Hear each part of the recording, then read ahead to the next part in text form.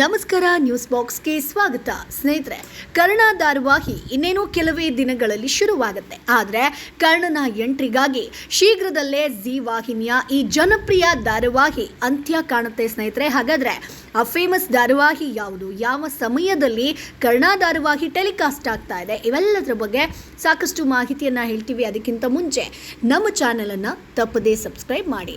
ಹೌದು ಸ್ನೇಹಿತರೆ, ಜಿ ವಾಹಿನಿಯಲ್ಲಿ ಕರ್ಣ ಧಾರಾವಾಹಿಯ ಒಂದು ಪ್ರೋಮೋ ಒಂದನ್ನು ಕೂಡ ನೀವು ನೋಡಿರ್ತೀರಾ. ಹೊಸ ಧಾರಾವಾಹಿ ಶುರುವಾಗುತ್ತೆ.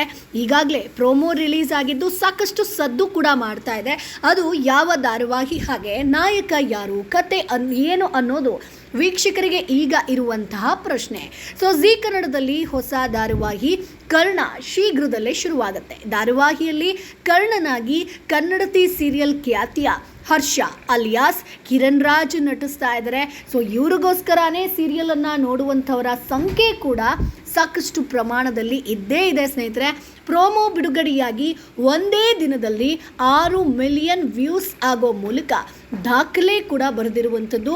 ಕಿರಣ್ ರಾಜ್ ಕನ್ನಡತಿ ಧಾರಾವಾಹಿಯ ಮೂಲಕ ಜನಪ್ರಿಯತೆಯನ್ನು ಗಳಿಸಿದಂಥ ನಟ ಇದೀಗ ಮತ್ತೆ ಕರ್ಣ ಧಾರಾವಾಹಿಯ ಮೂಲಕ ತೆರೆ ಮೇಲೆ ಬರಲಿದ್ದಾರೆ. ಸ್ನೇಹಿತರೆ, ಈ ಧಾರಾವಾಹಿಯಲ್ಲಿ ಕಿರಣ್ ರಾಜ್ ಗೈನಕಾಲಜಿಸ್ಟ್ ಆಗಿ ನಟಿಸಲಿದ್ದಾರೆ. ಮನೆಗೆ ರಂಗೋಲಿ ಹಾಕೋದ್ರಿಂದ ಹಿಡಿದು ಮನೆಯ ಅಡುಗೆ ಕೆಲಸ, ಇಸ್ತ್ರಿ ಮಾಡೋ ಕೆಲಸ ಎಲ್ಲವನ್ನ ಮಾಡುವಂಥ ಹುಡುಗ ಕರ್ಣ. ಆದರೆ ಅಪ್ಪನಿಂದ ತಿರಸ್ಕರಿಸಲ್ಪಟ್ಟಂಥ ಹುಡುಗ ಈತ. ಈ ಒಂದು ಆ ಮನೆಯ ಸ್ವಂತ ಮಗನಾಗಿರೋದಿಲ್ಲ. ಹಾಗಾಗಿ ಅಪ್ಪನಿಗೆ ಆತನನ್ನು ಮಗನಾಗಿ ಸ್ವೀಕರಿಸೋದಕ್ಕೆ ಇಷ್ಟನೇ ಇರೋದಿಲ್ಲ. ಆದರೆ ಆ ಮನೆಯ ಮಗ ಕರ್ಣ ಮನೆಗಾಗಿ, ಮನೆಯವರಿಗಾಗಿ ಏನು ಬೇಕಾದರೂ ಮಾಡೋದಕ್ಕೆ ಸಿದ್ಧ. ಇದಿಷ್ಟು ಪ್ರೋಮೋದಲ್ಲಿ ಪ್ರಸಾರವಾಗಿದೆ. ಸೊ ಕರ್ಣ ಧಾರಾವಾಹಿ ಶೀಘ್ರದಲ್ಲೇ ರಿಲೀಸ್ ಆಗಲಿದೆ ಅನ್ನೋದಾದರೆ ಜಿ ವಾಹಿನಿಯ ಧಾರಾವಾಹಿಯೊಂದು ಶೀಘ್ರದಲ್ಲೇ ಮುಗಿಯುವಂಥ ಸಾಧ್ಯತೆ ಕೂಡ ಇದೆ. ಸ್ನೇಹಿತರೆ, ಹೌದು, ಹೊಸ ಧಾರಾವಾಹಿ ಬರುತ್ತೆ ಅಂತಂದರೆ ಒಂದು ಸೀರಿಯಲ್ ಮುಗಿಲೇಬೇಕಲ್ವಾ. ಹಾಗಾಗಿ ಜನ ಸೋಷಿಯಲ್ ಮೀಡಿಯಾದಲ್ಲಿ ಅಮೃತಧಾರೆ ಅಥವಾ ಶ್ರೀರಸ್ತು ಶುಭಮಸ್ತು ಧಾರಾವಾಹಿ ಶೀಘ್ರದಲ್ಲೇ ಕೊನೆ ಕಾಣಲಿದೆ ಅಂತ ಹೇಳ್ತಾ ಇದ್ದಾರೆ. ಅಮೃತಧಾರೆ ಧಾರಾವಾಹಿಯಲ್ಲಿ ಗೌತಮ್ ಎಲ್ಲ ರೀತಿಯ ತೊಡಕುಗಳನ್ನು ದೂರ ಮಾಡಿ ಕೊನೆಗೆ ಭೂಮಿಕಾ ಕತ್ತಿಗೆ ತಾಳಿಯನ್ನು ಕಟ್ಟಿದ್ದಾನೆ. ಅಲ್ಲದೆ ಇದೇ ಸಂದರ್ಭದಲ್ಲಿ ಭೂಮಿಕಾ ಗರ್ಭಿಣಿ ಅನ್ನೋದು ಕೂಡ ಗೊತ್ತಾಗುತ್ತೆ.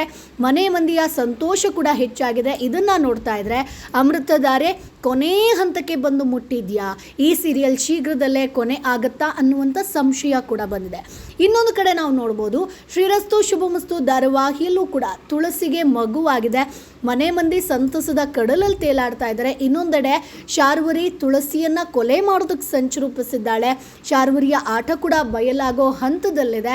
ಹಾಗಾಗಿ ಈ ಒಂದು ಧಾರಾವಾಹಿ ಕೂಡ ಮುಗಿಬಹುದು ಅನ್ನುವಂಥ ಸೂಚನೆ ಕೂಡ ಇದೆ, ಅಥವಾ ಬದಲಾದ ಸಮಯದಲ್ಲಿ ಪ್ರಸಾರ ಆಗಬಹುದು. ಸೊ ಒಟ್ಟಿನಲ್ಲಿ ಹೊಸ ಧಾರಾವಾಹಿಗೆ ದಾರಿ ಮಾಡಿ ಕೊಡೋದಕ್ಕೆ ಯಾವ ಧಾರಾವಾಹಿ ಎಂಡ್ ಆಗುತ್ತೆ ಅನ್ನೋದು ಕಾದು ನೋಡಬೇಕು. ಸದ್ಯಕ್ಕೆ ಶ್ರೀರಸ್ತು ಶುಭಮಸ್ತು ಹಾಗೆ ಅಮೃತಧಾರೆ ಧಾರಾವಾಹಿ ಎರಡರಲ್ಲಿ ಒಂದು ಧಾರಾವಾಹಿ ಅಂತ್ಯ ಆಗೋದ್ರಲ್ಲಿ ಇದೆ ಸ್ನೇಹಿತರೆ. ಇಲ್ಲ ಅಂತಂದರೆ ಮತ್ತೆ ಸ್ಲಾಟನ್ನು ಚೇಂಜ್ ಮಾಡಬೇಕಾಗತ್ತೆ.